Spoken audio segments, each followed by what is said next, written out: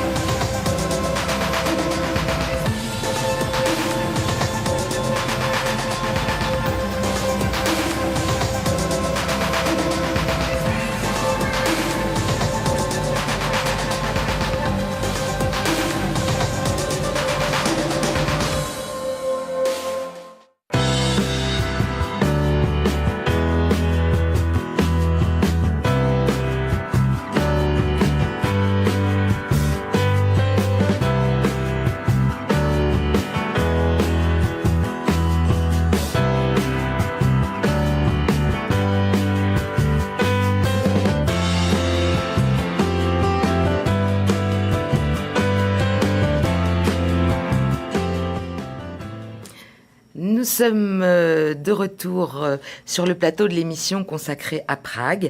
Pour parler de cette ville, j'ai à ma côté 4 invités. Merci d'être avec nous. Adrien Bricou, vous vivez à Prague depuis 5 ans et vous êtes associé et vous tenez donc la Cave d'Adrien qui est un bar à vin qui se situe à Prague. Jérôme Dumès, vous êtes consultant interculturel chez Berlitz et professeur d'université, spécialiste du management interculturel. Vous vivez à Prague depuis 6 ans avec femme et enfants. Oui. Thomas Bouton, vous aussi, vous vivez à Prague avec femme et enfants. Absolument. Mais depuis 12 ans. Ah, depuis 12 ans, oui, absolument. Et vous avez créé et vous dirigez toujours Kazakh Communication, qui est une agence événementielle. Absolument. Et parallèlement, vous avez créé Very Good Saucisson. Absolument. On verra plus tard ce que c'est. Ah oui, avec plaisir. Avec plaisir. Arnaud Bricou, vous êtes président d'Impulse Corporate Finance, qui est une société basée en France, et de Care SRO, qui est donc une société immobilière de gestion d'appartements pour le compte de tiers. À Prague. À Prague, absolument. Et tout de suite, on va parler de cette belle ville, parce que je crois que c'est unanime. C'est une ville magnifique, notamment au point de vue de sa beauté architecturale. Que pouvez-vous nous dire justement de cette ville ? Oui, c'est une ville magnifique. C'est une ville qui est toute colorée. Il y a beaucoup d'espaces piétons, il y a beaucoup de places, beaucoup d'espaces verts. C'est une ville dans laquelle on marche beaucoup. Il y a effectivement des transports en commun, etc. Mais c'est une ville très agréable, beaucoup de bâtiments, beaucoup de statues sur les bâtiments, beaucoup de décorations aussi. Et de nombreux styles, visiblement mélangés. Tous les styles, on peut trouver du très vieux baroque roman, même des rotondes qui ont 1000 ans. Et puis jusqu'au cubisme. Il y a beaucoup de cubisme dispersé un peu partout dans la ville. Absolument, une grande variété. Une magnifique ville. On va essayer de voir un petit peu quel est son rythme, comment elle fonctionne, est-ce qu'elle se réveille tôt, est-ce qu'elle se couche tard. Et on va écouter à ce titre Diana Bangoura, qui est directrice de l'Alliance française de Pardubice.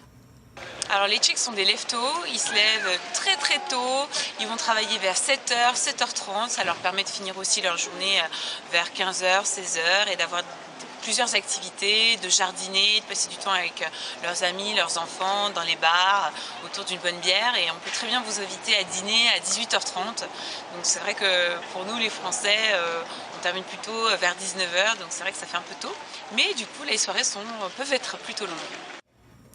Alors Adrien, vous qui vivez à Prague, qu'est-ce que vous pensez de la vidéo de Diana Bangoura ? Je pense qu'elle a raison. Après, tout dépend de la tranche d'âge et du mode de vie des personnes en général. Mais je pense vous qui êtes jeune, justement. Moi, mon mode de vie n'est pas de dîner à 18h30. Mais, et vos clients, ils arrivent Je travaille beaucoup plus tard. Je travaille souvent jusqu'à 10h, 11h le soir.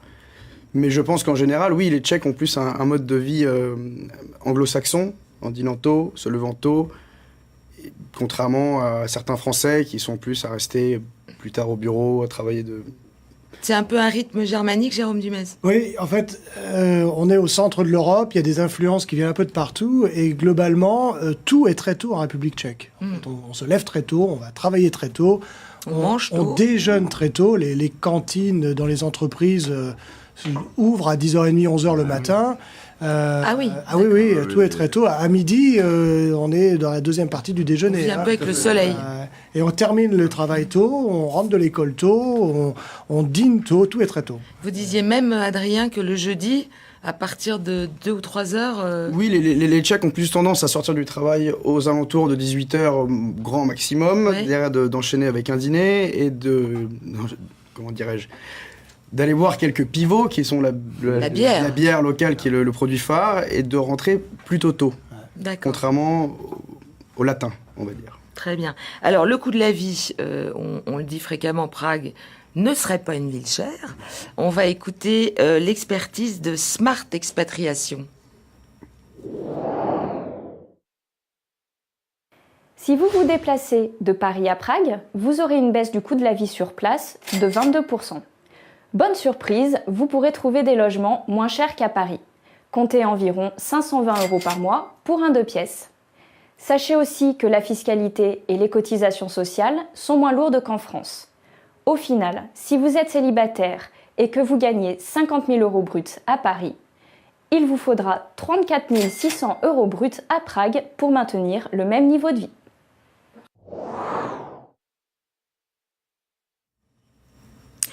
Alors, le coût de la vie, parlons de l'alimentation. J'ai ici une boîte de gaufrettes que vous m'avez gentiment amenée de là-bas. L'alimentation, pas chère.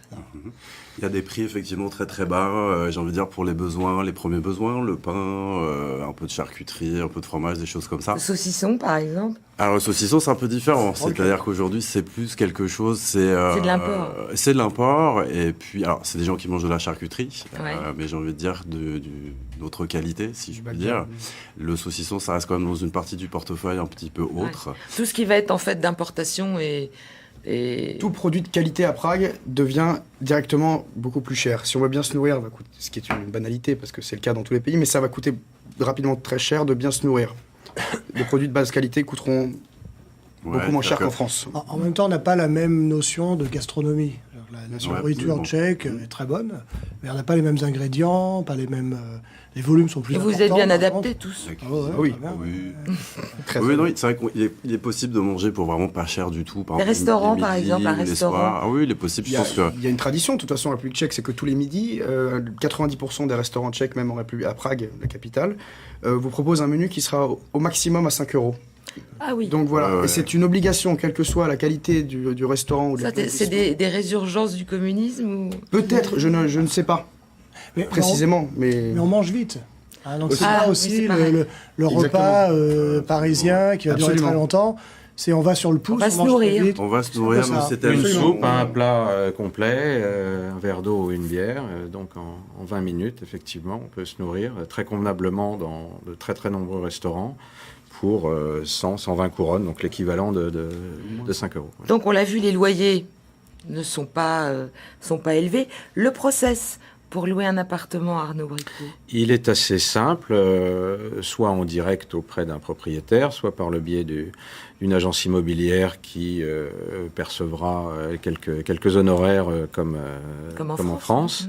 En revanche, la différence, c'est sur la maturité des baux. Le 369 n'est pas légion à Prague.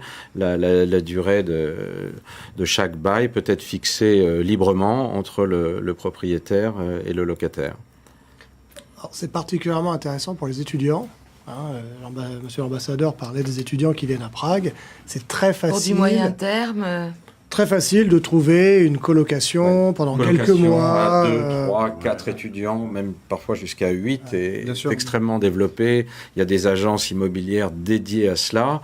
Et chaque étudiant peut, pour l'équivalent de 100 à 150 €, avoir un logement décent qu'il partagera avec ses colocataires au centre-ville. d'accord. Immobilier, investissement, il est toujours très intéressant d'investir en République tchèque. En tout cas, l'écart vis-à-vis de la capitale française est très très significatif. Il l'est depuis longtemps, il le reste dans un rapport de 1 à 3 en termes de prix au mètre carré. Donc quasiment 3 fois moins cher, quoi. Oui. D'accord. Et tout cela va dépendre, bien sûr, j'imagine, des quartiers. Alors, comment est structuré Prague, Jérôme? C'est un système d'arrondissement. Thomas, pardon. Thomas, pas de souci. C'est un système d'arrondissement qui est un petit peu celui En qu'on a- escargot Tout à fait. Oui, ouais, Tout ouais. à fait. Qui rejoint un petit peu ce qu'on a à Paris. Et c'est vrai que par contre, les quartiers sont vraiment délimités. C'est-à-dire que quand vous êtes à Prague, vous avez, j'ai envie de dire, une forte... je sais pas Très si- chic, praguin. Ah oui, c'est Très touriste. C'est très touristique. Le problème. Et c'est aussi C'est là. équivalent des Champs-Élysées, quoi. Tout à fait. Oui, on peut dire ça. D'accord. Oui, oui. Prague, c'est pour l'essentiel la vieille ville. Donc c'est Votre restaurant, la Cave d'Adrien, elle est située Mon dans... petit bar à vin est situé Petit à bar à Vinohrady, vin. qui est sur une colline de Prague 2, donc Prague qui 2. est d'un quartier relativement majoritairement peuplé d'expatriés, qui est aux antipodes de Prague, c'est-à-dire que vous auriez toute la belle architecture, le confort de vie, tous les commerces, mais vous n'aurez pas cette cohue permanente des touristes, D'accord, en restant très proche du centre. très bien. Très important. Les appartements, justement, que vous gérez, Oui. sont situés dans ce sont quartier. essentiellement dans Prague 2, qui est à 3 à 4 minutes de tram du centre-ville touristique, donc extrêmement près, mais avec une qualité architecturale équivalente à Prague 1, mais en revanche une qualité de vie et une forme de calme et de quiétude bien supérieure qui convainc à la fois les expatriés, mais aussi les touristes qui occupent nos appartements, qui viennent pour des séjours de plus ou moins courte durée. Courte ou moyenne durée, oui. Les expatriés sont beaucoup dans Praxis, vous m'avez dit, Jérôme, à cause du lycée. Prague 5. Prague 5, le lycée. Ouais, Prague, le lycée Prague 5, français. beaucoup, ouais. D'accord. Ouais, ouais. C'est comment s'appelle ce quartier? C'est La nouvelle ville. D'accord, très bien. Et Praxis, très chic. Quartier des ambassades, quartier résidentiel et quartier chic, que Thomas, où est ton entreprise, et qui est un équivalent de Vinoradi, mais plus grand et plus axé sur les ambassades et vraiment de gros bâtiments avec des immenses belles maisons, des grandes maisons, somptueuses. des Très bien. Absolument magnifique. Très bien. Alors bon, on va quand même préciser qu'effectivement, le coût de la vie est en rapport avec les salaires, hein, puisque visiblement, le salaire brut mensuel moyen serait de 25 219 couronnes, un peu plus de 900 €. Hein. C'est ça. Petite différence quand même entre Prague et le reste du pays. Tout à fait. D'accord. Ce sont deux pays différents. Très bien. On va tout de suite demander à Sophie Pandariès s'il est facile de trouver du travail à Prague. Il faut savoir que Prague est une ville dans laquelle le taux de chômage est extrêmement bas. Il y a énormément d'offres d'emploi. Une grande majorité sont pour des sociétés locales et pour lesquelles il faut maîtriser la langue tchèque. Mais il y a aussi beaucoup de centres de services et de call centers dans lesquels les langues étrangères sont recherchées. Et puis un certain nombre de sociétés internationales qui ont leur siège régional souvent ici, donc un siège qui rayonne sur plusieurs pays de l'Europe centrale et qui recherchent des profils internationaux, ce qui est mon cas. Donc j'ai trouvé du travail très très rapidement, en moins de 3 mois, dans une société d'origine tchèque, mais très internationale et dont le siège commercial est ici à Prague. Et toutes les personnes que je connais qui ont cherché ont très vite trouvé du travail. Pour mon cas, j'ai ensuite démissionné et je me lance en auto-entrepreneur et j'espère que j'aurai du succès dans cette nouvelle aventure. Alors, Prague, la République tchèque, c'est le plein emploi, hein, un plein emploi qui ferait rêver la France. Je crois que le taux, c'est 5,9%. Le plus bas taux de chômage depuis la fin du communisme. À Prague, c'est 2,5%. Voilà, c'est ça. Donc dans la ville même, c'est 2,5%. On est en dessous du taux incompressible de chômage, en tout cas ce qu'on nous apprend à l'université. Donc il y a du travail pour tout le monde dès lors que l'on souhaite travailler à Prague. Tout à fait.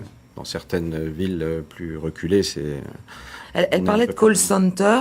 Oui. Vous avez une réaction Oui, moi, j'en ai une, parce que j'ai pas mal d'amis qui ont travaillé là-dedans. C'est-à-dire qu'ils recrutent énormément de francophones ou d'anglophones en fonction, par exemple, de compagnies aériennes qui utilisent des places comme Prague ou autres villes en Europe centrale pour avoir une main-d'œuvre beaucoup moins chère, mais tout en étant aussi qualifiée.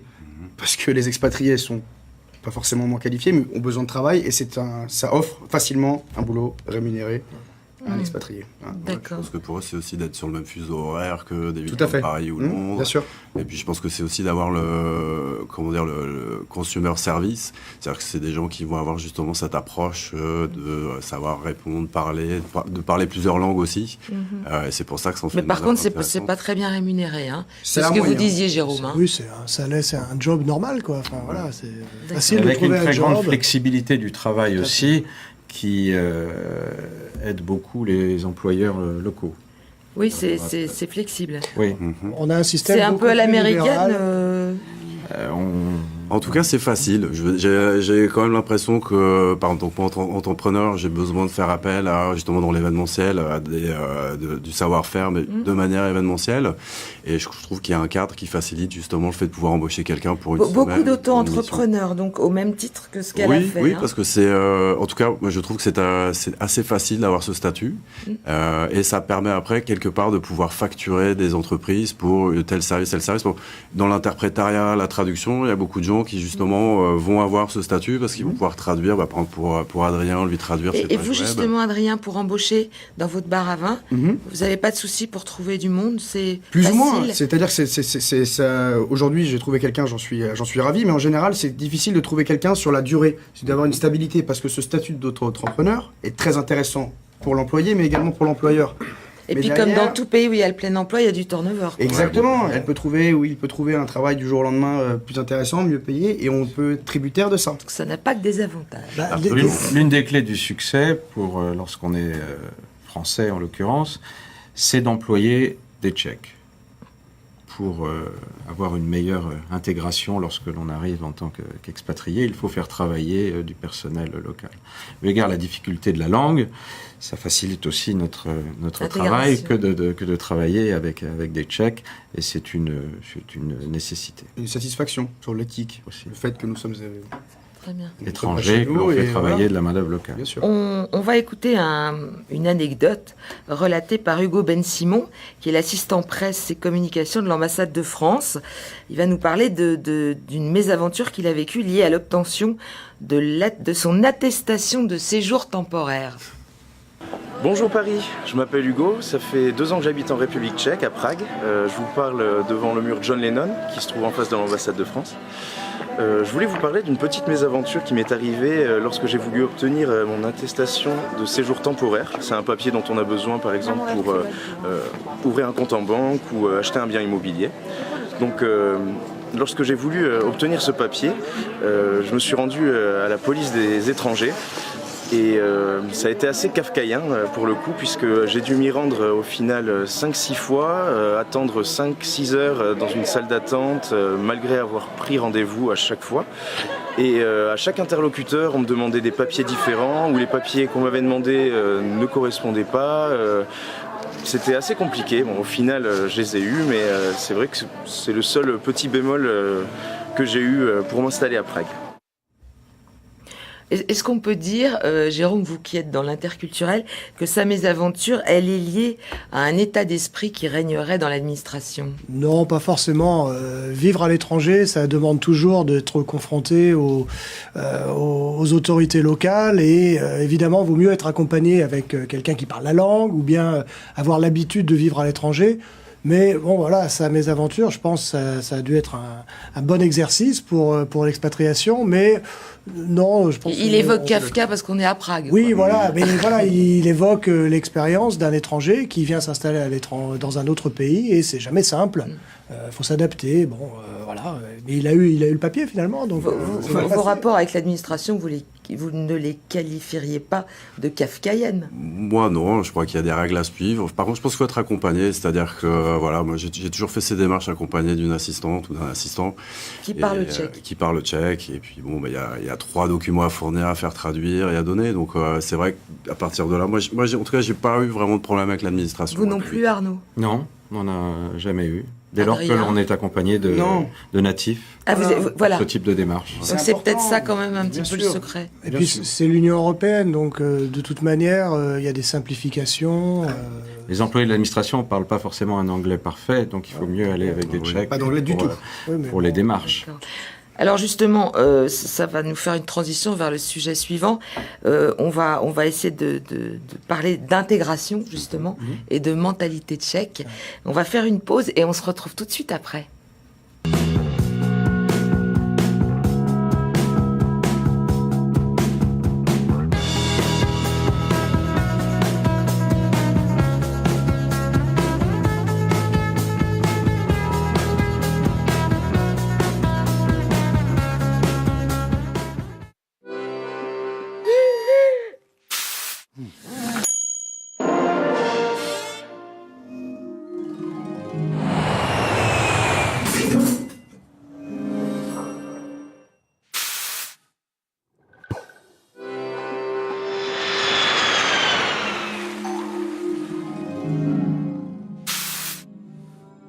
La CFE, votre sécurité sociale jusqu'au bout du monde.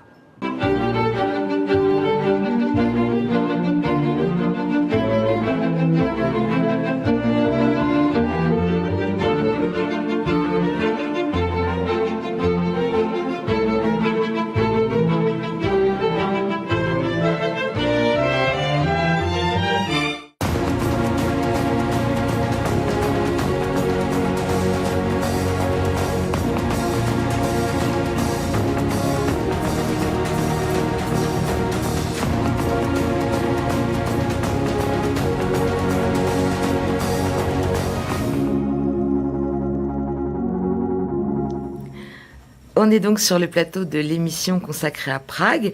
J'ai à mes côtés 4 invités. Adrien Bricou, la cave d'Adrien à bar à vin à Prague. Jérôme Dumez, consultant interculturel chez Berlitz. Thomas Bouton, créateur d'une agence de com Kazakh. Kazakh, communication. Et Very Good Saucisson. Et Very Good Saucisson. Et Arnaud Bricou, Care SRO, gestion d'appartements en location pour la faire courte. Voilà. Donc, on va tout de suite aborder le sujet sur l'intégration en République tchèque. Comment ça se passe donc avec les Tchèques? Comment bien s'intégrer? Et on va écouter Dorothée Lédier, qui est française, qui est installée à Prague et qui va témoigner. Même si je suis très bien intégrée aujourd'hui dans ma ville qui est Prague, j'ai un regret, c'est celui d'être très peu en contact avec les Tchèques. En effet, c'est très compliqué de communiquer avec les locaux, et ce pour plusieurs raisons. La première, c'est que la langue tchèque est très très difficile à apprendre. Elle fait partie des 5 langues les plus compliquées au monde en termes d'apprentissage, et donc on a vite renoncé. Et la seconde, c'est que de par leur histoire, de par leur culture, les Tchèques peuvent être perçus par nous, Français, peuple latin, comme étant froids, voire distants, voire austères. Jérôme, vous avez eu envie de réagir, on vous écoute. Oui, alors vivre à l'étranger, ça demande toujours de l'adaptation, c'est la clé de la réussite. Les Tchèques sont pas très éloignés des Français, on est à 1000 km Paris-Prague, de Strasbourg c'est encore moins, enfin on n'est pas des étrangers complets, même si c'est vrai que la culture tchèque est pas très connue en France et vice-versa. En République tchèque, on connaît pas très bien. Qu'est-ce qu'on peut redouter en fait face aux Tchèques? Pour moi, il y a 2 choses, c'est-à-dire que s'intégrer pour se faire des amis, c'est une chose. Vous avez des amis tchèques, Adrien? J'en ai quelques-uns, j'en ai pas beaucoup, certes, mais dans ce qu'elle dit dans son intervention, là où je suis pas d'accord, c'est de dire que les Tchèques en général sont austères et froids. C'est une... Je pense que c'est des gens qui sont peut-être un petit peu réservés, qui sont pas latins, ou qui sont pas aussi expressifs Exactement. que nous on peut l'être. Ils sont pas aussi expressifs, mais ils sont quand même assez ouverts sur certaines choses. Et c'est pour moi des généralités qu'il ne faut pas faire. On va demander à notre expert présent sur le plateau. Culturellement, il faut replacer un peu les choses. Vous avez introduit avec la Bohème, etc. La République tchèque, il y a des multi-influences. C'est un pays qui est slave. La langue tchèque parlée, c'est très difficile. C'est une langue slave. Alors, si on parle des langues slaves, forcément, c'est beaucoup plus facile d'apprendre le tchèque. Mais il y a des influences aussi germaniques, autrichiennes. Et toutes ces choses-là, ça va faciliter comprendre comment les gens pensent. Oui, c'est pas très facile de rentrer en contact avec des Tchèques, mais lorsqu'on apprend déjà un peu l'histoire, la géographie, qu'on se renseigne, qu'on commence à parler la langue... Donc ils sont pas austères. Ça met un peu de temps. Le premier contact peut paraître un peu plus froid qu'effectivement des pays latins. C'est peut-être ça qu'elle a voulu dire quand elle a dit ça. Rapidement, ils sont assez germaniques. Oui, je pense que ça, austère, c'est peut-être un peu fort, mais c'est peut-être...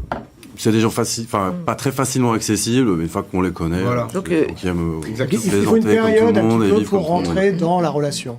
Alors profitons-en donc pour chasser les idées reçues. Et on va écouter Jaroslav Ubatavacek, qui est directeur de la Chambre de commerce et d'industrie franco-tchèque, et qui va justement s'efforcer de nous indiquer quelles sont les idées reçues à chasser. Alors là, au niveau du marché tchèque. On l'écoute tout de suite. Premièrement, je pense que c'est valable pour tous les pays de l'Europe centrale, les idées reçues. Donc souvent, quand on va en France, en fait, un Français souvent nous voit beaucoup plus loin où on l'est en réalité. En fait, il faut juste rappeler les distances. Paris-Prague, c'est 1000 km. Strasbourg, frontière tchèque, c'est 500 km. Donc on est un pays voisin quasiment. Et donc il est il est extrêmement facile de se rendre à Prague, de venir très rapidement. Et donc aujourd'hui, en fait, il n'y a plus du tout de frein. Il n'y a pas de frein administratif parce qu'on est dans le cadre européen et donc c'est extrêmement facile de commencer à entreprendre en Tchéquie. Pour ce qui est quelque part, en fait, en fait, le démarrage des affaires, avec les Tchèques, il faut être très direct. Il faut pas tourner autour du pot parce qu'on est quand même très marqué par la mentalité allemande, très pragmatique. Donc, on veut aller droit au but. Alors, il a dit, il ne faut pas tourner autour du pot. Vous êtes d'accord ? Tout à fait. Totalement. Ah ouais. À 100%. Très direct. On est dans une culture où on va être orienté vers la tâche. Et une fois qu'on s'est mis d'accord, on va passer à autre chose. On va aller boire un verre, etc. Mais on n'a pas énormément de discussion, d'introduction. On va droit au but. Et puis, et ensuite, on fait connaissance, entre guillemets, quoi. C'est ce que vous ressentez aussi ? Tout à fait, à 100%, vraiment. C'est exactement Quand les ça, Tchèques ouais. ont le sentiment que vous êtes là pour longtemps, ils vous considèrent beaucoup mieux que si vous êtes de passage Un pour touriste, quelques mois. ouais. Comme c'est le cas pour la cave d'Adrien, lorsqu'on a un point de vente et qu'on est là depuis près de 4 ans, On rassure. on rassure et on montre qu'on n'est pas là. Ça a mis du temps, donc, quand même, pour installer les choses. Oui, ça continue à mettre du temps. Parce que pour vraiment créer un cercle d'amis, même de relations professionnelles, ça prend du temps. Ils ont besoin d'être... Le terme amadoué ne serait pas adéquat. Sécurisé. De les rassurer et de montrer qu'on n'est pas là comme des touristes à profiter de leur pays pour X ou X raisons, mais qu'on aime vraiment cet endroit, ce qui est notre cas tous les quatre. Et qu'on est là pour partager les choses qu'on aime, que ce soit professionnellement ou avec des amis. Il y a quelque chose à ne jamais faire au niveau du code dans les affaires. Faut être à l'heure, alors, s'ils sont très jeunes. Les Tchèques sont très monochroniques, comme on dit. Donc, chaque moment a son importance. On est très, très ponctuel. Un rendez-vous à midi, il faut venir à midi. Au niveau du management, ça se traduit comment ? Vous qui avez des employés... Il faut être très clair et directif. Très Je pense qu'aujourd'hui, la part de liberté ou d'initiative, il faut la contrôler. Je pense qu'il faut être très directif sur les tâches à faire, les résultats à avoir. Après, tant mieux si, je veux dire, surtout dans l'événementiel comme pour moi, il y a souvent de l'inattendu, donc il faut avoir une certaine capacité d'adaptation. Mais je pense que pour bien travailler, que ce soit avec des employés comme des fournisseurs, il faut vraiment avoir, entre guillemets, un conducteur vraiment clair, établi, et le suivre. Je pense que c'est des gens qui parfois n'ont pas vraiment qui n'aiment pas beaucoup l'improvisation. Voilà. Ah, vous êtes d'accord ? Tout à fait. Ouais, complètement. Donc ça colle avec justement cette approche de segmenter le temps. On a un temps pour tout, on mélange pas tout. D'ailleurs, on coupe pas tellement la parole non plus. C'est pas très très agréable. Voilà, c'est tout et on préfère les choses qui sont claires. On laisse parler, parce que c'est vrai que des fois, on assiste à des longs monologues d'explications de ce qu'on va faire. On n'interrompt pas. On n'interrompt pas. Nous, on a plus envie de dire, ok, c'est bon, j'ai compris, on va faire comme ça. Ça peut être mal. Et donc la hiérarchie quand même assez pesante. Très hiérarchique. Très hiérarchisé. Ils aiment beaucoup leur titre. Culturellement, on n'est pas très très loin Ils aiment de la leur France titre. pour ça. Ah oui, ils ont tous sur les cartes de visite. Docteur. Exactement. Absolument. C'est ça. Ouais, Et si vous absolument. êtes juriste, vous n'avez pas besoin de le spécifier en France, avocat ou quoi que ce soit. Chaque profession a sa petite abréviation. Et ils le mettent tous en avant. Oui, puis c'est mis en avant. Tous. Comme en Allemagne et en Autriche. Mais oui, en Allemagne aussi, Air Doctor. Ingenieure. Sur les boîtes aux lettres, sur les boîtes aux lettres, on a. Et comme en Allemagne, j'imagine, les heures sup sont mal vécues aussi. Alors, on doit faire son travail dans un temps imparti et on n'est pas là pour faire du remplissage. Donc il n'y a pas forcément la volonté, en tout cas à Prague, à travers nos diverses expériences, de vouloir travailler plus parce qu'ils ne souhaitent pas forcément gagner plus. Il n'y a pas d'appât du gain dès lors que la rémunération convenue leur Vous n'êtes agrée pas trop d'accord ? J'entends différentes pour choses. payer leur loyer et assumer leur train de vie. Moi, j'ai eu diverses expériences en dehors du vin, dans des web agencies, dans l'immobilier. Ce qui prime pour eux, c'est la qualité de vie, quoi. Ah, totalement. La sécurité et savoir ce qui va arriver. Et en fait, ils ont assez peu de besoins pour la plupart, il ne faut jamais généraliser, mais donc les heures supplémentaires, ça n'a pas tellement lieu d'être parce que lorsqu'ils ont gagné l'équivalent de 1000, 1200, 1300 pas euros, facile, ils sont ça, assez alors satisfaits. comment on fait pour faire On motiver prévoit, on planifie. Et puis souvent, quand même, dans beaucoup d'entreprises, on va rester tard. Je ne parle pas en République tchèque, mais en général, on va rester tard pour aussi montrer qu'on reste tard, etc. Là-bas, ça va pas. Si on a fait le job, c'est fini. En fait, on rentre et puis c'est tout. Donc, encore une fois, on est orienté vers la tâche. On a un plan à suivre. Une fois qu'on l'a fait, on rentre chez soi et on va aller boire un pot avec des amis. Voilà. Donc Très il y a un bien. côté vraiment germanique, oui, si on veut. mais Donc qui- vous avez 3 d'entre vous, en tout cas, ont réalisé l'expérience. Vous avez créé une entreprise là-bas. On va demander à Jaroslav Ubata-Vacek, une fois de plus, les conseils qu'il donnerait, mais cette fois-ci à un Français qui souhaiterait développer son business sur place. Surtout ne plus attendre. Aujourd'hui, les conditions sont réunies pour démarrer ses affaires rapidement. Le pouvoir d'achat des consommateurs est élevé. On arrive à 80% de la moyenne des pays de l'Union européenne. En fait, le pouvoir d'achat est en même temps très homogène, très bien réparti entre la capitale Prague et le reste du pays. Donc, pour les produits français qui sont bien reçus, bien perçus en Tchéquie, il ne faut pas tarder à venir. Juste pour prendre un exemple, pour ce qui concerne l'importation de vin, aujourd'hui, on va trouver une 50aine d'épiceries fines et de vinothèques italiennes dans Prague, et on va en trouver 3-4 françaises. Et donc, quand on regarde le volume de vin importé de l'étranger, en fait, 39% viendraient de l'Italie et 4% de la France. Donc, ça veut dire que la France est un grand absent, en fait, sur le marché local, ce qui est très, très dommage, parce que nous avons pour continuer encore dans le même secteur, nous avons une production intéressante dans le vin blanc. Par contre, dans le vin rouge, on est quelque part limité par les conditions climatiques. Donc les vins avec un bon rapport qualité-prix, même les vins de Languedoc-Roussillon, ils seraient parfaitement bien perçus par la population tchèque. Par contre, on n'en trouve pas. On n'en trouve pas ni dans les hypermarchés, ni dans les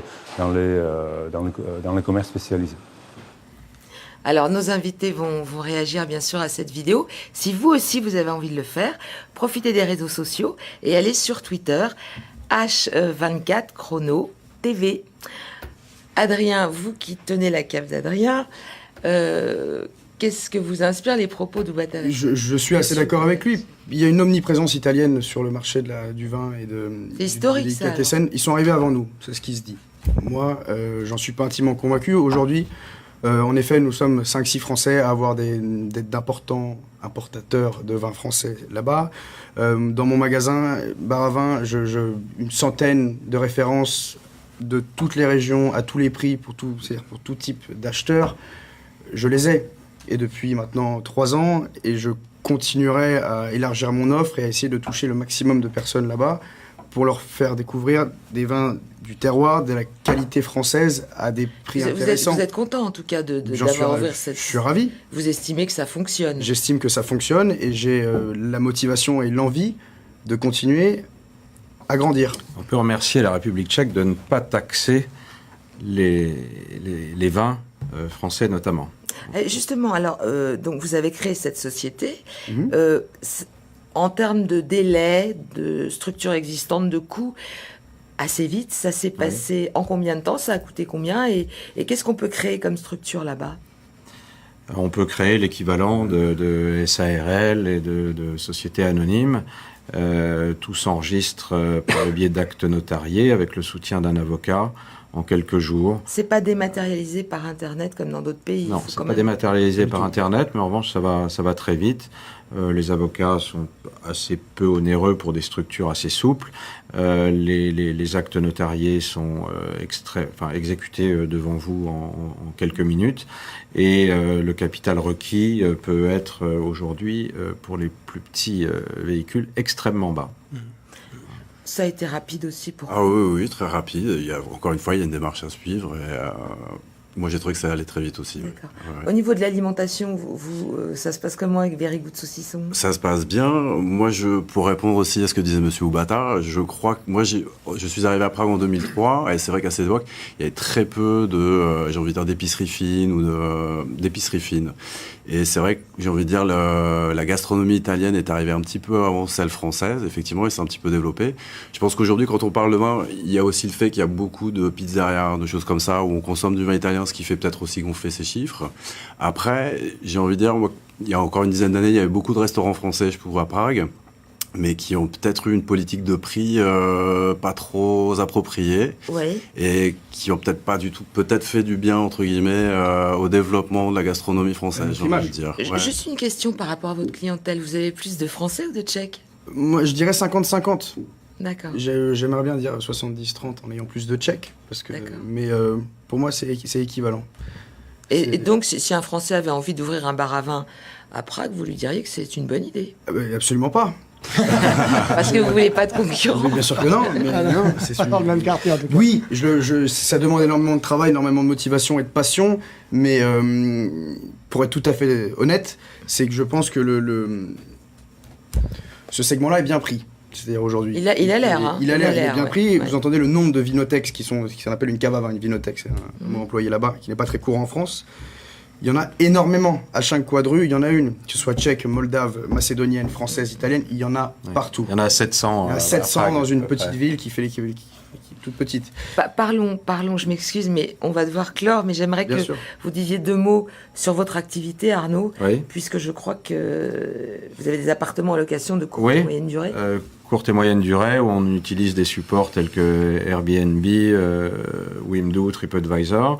Il y a aujourd'hui 13 millions de touristes par an à Prague, donc ce qui représente un peu plus de 10 fois la population locale. Donc c'est la 3e ou 4e ville européenne la plus visitée. Il y a une offre hôtelière haut de gamme encore assez réduite, une offre hôtelière très bas de gamme et peu chère, très développée.